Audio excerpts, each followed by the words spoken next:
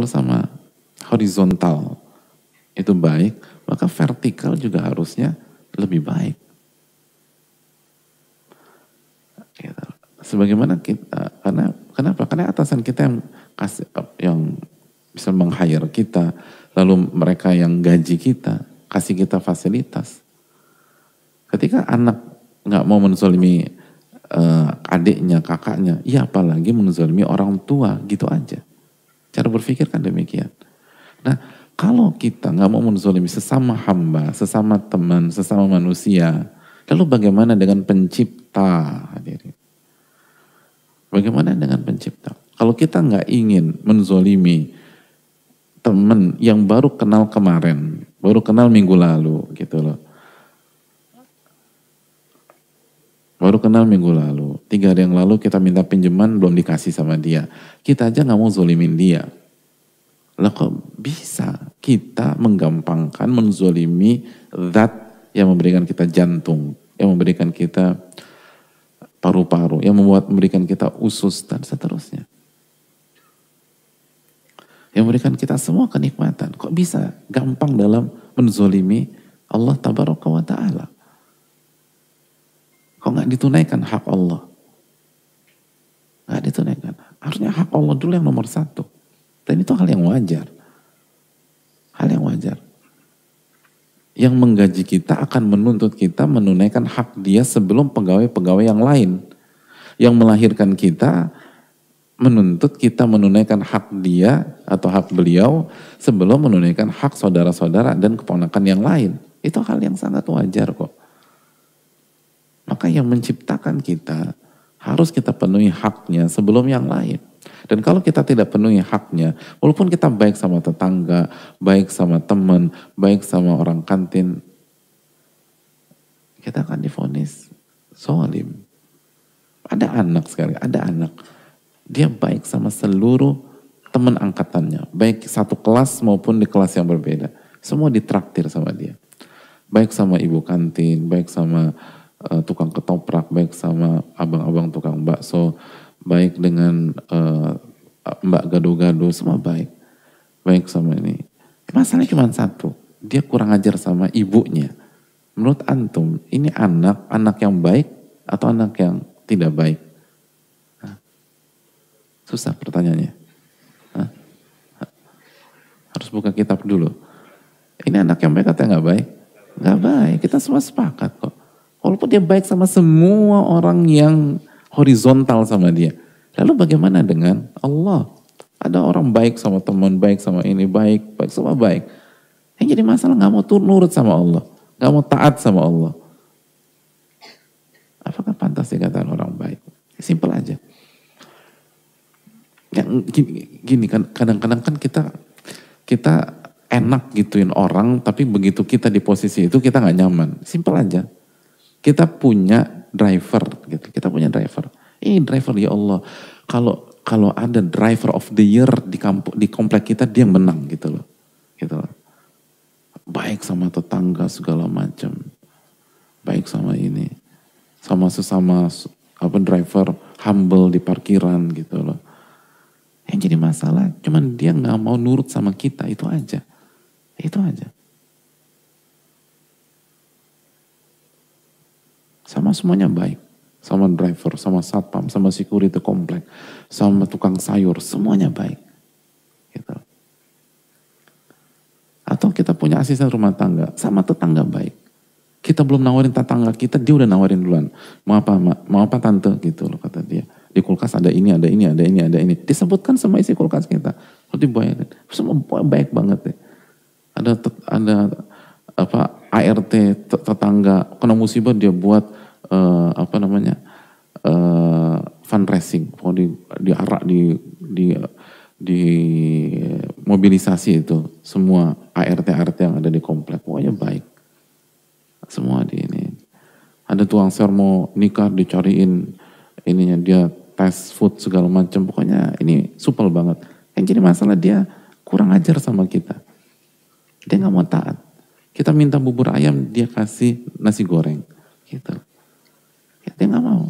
Kita minta nasi goreng, dia kasih bubur ayam, gitu. Kenapa kamu kasih bubur ayam? Saya lagi mood buat bubur ayam, Bu. Gitu aja, simpel aja. Gak mau naat sama kita. Tapi sama yang lain baik. Itu kita punya driver gitu juga. Kita belok kanan ya Pak, kiri Pak. Dia kiri, subhanallah. Ya. Kita bilang belok kanan, dia bilang kiri. Tapi sama itu baik. Bayar tol baik ramah. Bayar tukang parkiran kita siapkan 5.000, dia kasih 50.000. Dan itu uang kita juga kasih. Kira-kira gimana coba teman-teman? Simpel aja deh. Jadi kita nggak usah ini. Kita mau nggak diperlakukan demikian? Kalau kita nggak mau, kenapa kita perlakukan pencipta kita seperti itu? Gitu aja. Jadi nggak usah ribet-ribet pakai logika. Anda mau nggak diperlakukan gitu sama bawahan Anda? Nah kalau Anda masih mengaku hamba, ya pantas nggak gituin pencipta? Kecuali kalau sudah berlepas diri dari penghambaan, itu kasus lain. Tapi kalau masih ngaku hamba, lo kok suka-suka ya? Kok suka-suka? Kecuali kalau kita klaim, saya bukan hamba Allah. Maka kita bicara kotak lain. Tapi kalau masih merasa jadi hamba Allah, ya penuhi dong hak Allah. Sesimpel itu aja. Atau kalau nggak mau memenuhi hak Allah, siap disikapi demikian sama bawahan kita. Sama ART di rumah, sama driver, sama yang lain. Siap, nggak boleh marah. Kalau nggak inkonsisten. Dan inkonsisten dalam dunia ilmiah menunjukkan kita salah. Harus konsisten. Dan siapa orang seperti itu? Makanya zuluman jahula.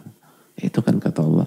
Innahu kana zuluman jahul. Manusia itu zolimnya luar biasa. Bodohnya juga luar biasa. Itu. Dia mau enaknya aja. Kalau buat penciptanya ada alasannya. Kan kita ini. Anda terima nggak kalau bawaan Anda pakai logika ketika ngejawab perintah Anda, gitu aja. Terima nggak? Gitu. Nggak terima. Lalu kenapa sikapi pencipta demikian? Kenapa menyikapi yang kasih jantung demikian?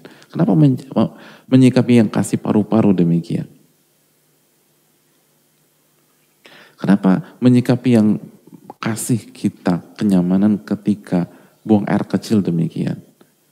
Berapa hari yang lalu saya bertemu dengan sosok Hafizahullah Ta'ala yang sedang sakit. Beliau sampaikan, untuk bisa pipis saja saya harus ditangani 4 dokter untuk bisa pipis. Gak bisa pipis. Itu kan bahaya hadirin. Gak bisa pipis. Siapa yang keluar dari toilet bersyukur sama Allah Subhanahu Wa Ta'ala? Masih dikasih pipis hari ini.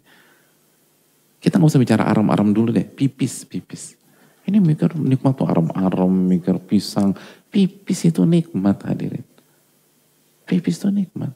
Kita di tengah-tengah kajian kita mohon izin kita ke toilet. Lalu kita pipis. Ya Allah itu nikmat. Udah. Nikmat.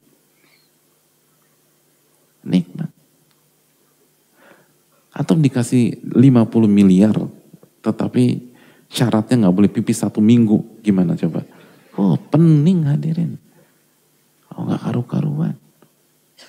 Tapi siapa yang bersyukur? Siapa yang bersyukur? Kenapa gak punya haknya? Kenapa berdalihnya banyak banget gitu loh. Berdalihnya banyak banget. Kenapa kalau sama manusia kita bisa siap dan gitu loh. Kalau ketemu siap salah.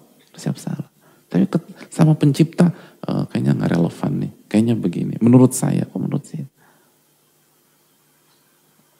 Asas kepatutan saja. Siapkah kita digitukan sama orang? Kita gak mau. Kenapa gitukan pencipta kita? Gitu aja. Pantaskah pencipta kita mendapatkan perlakuan itu dari kita yang hina, yang pendosa, yang banyak kekurangan? Kita tahu sendiri jawabannya. Maka itu wajar kalau dikatakan itu zolim. Zolim itu. Karena kita tuh seringkali memahami zolim itu hanya sama orang, sama teman, sama saudara. Pokoknya gue gak mau zolim sama orang. Ya udah bagus, itu bagus. Gak ada maksud untuk mengganggu gugat prinsip itu. Tapi tolong lanjutkan. Apakah pencipta kita lebih rendah daripada makhluk dalam diri kita? Apakah nggak ada hak? Tunaikan dong. Tunaikan. Jalankan perintah, jauhi larangan. Jalankan perintah, jauhi larangan. Tapi saya belum mengerti maksudnya. Seringkali kita nggak harus mengerti, hadirin. Sebagaimana kalau kita perintahkan ART kita di rumah untuk makan nasi goreng cabenya 14 dan nggak boleh 13 dan nggak boleh 15, kita nggak menuntut dia untuk mengerti dulu baru mengerjakan. Kenapa kita request angka 14? Lalu ketika dia tidak mengerjakan dengan alasan, mohon maaf Pak, saya belum mengerti. Kenapa 14? Kenapa nggak 7 aja? Kenapa nggak 6? Kenapa nggak 9? Kira-kira orang kayak gitu diapain, hadirin? Jujur aja, jujur.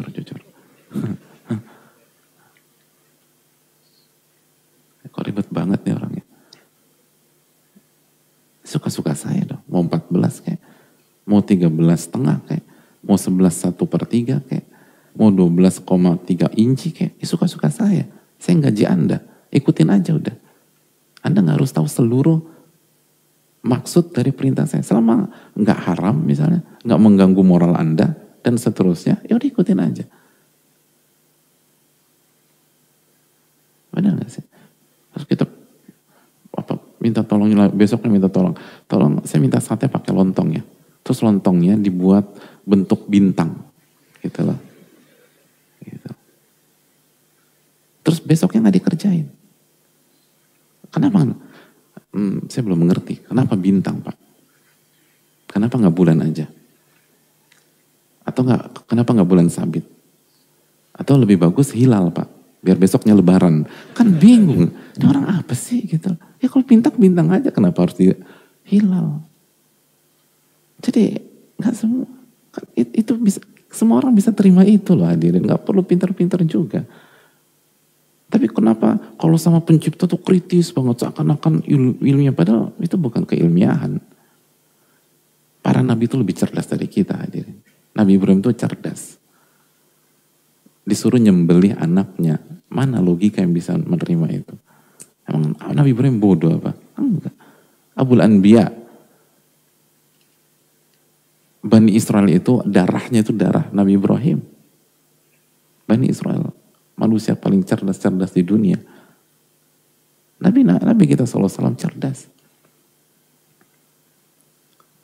Manusia paling cerdas Nabi kita SAW. Disuruh keluar di waktu malam di mana belum dikepung, belum nggak nanya. Ini hitung-hitungan aku nggak masuk ya Allah. Ini di luar dikepung semua. Gimana aku bisa keluar?